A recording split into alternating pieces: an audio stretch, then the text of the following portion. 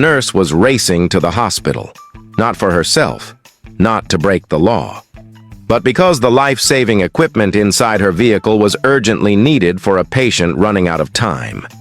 Then one traffic stop changed everything.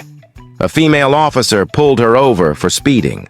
The nurse explained the situation, again and again, but the officer wasn't listening. People started watching. Phones came out. Questions spread through the crowd.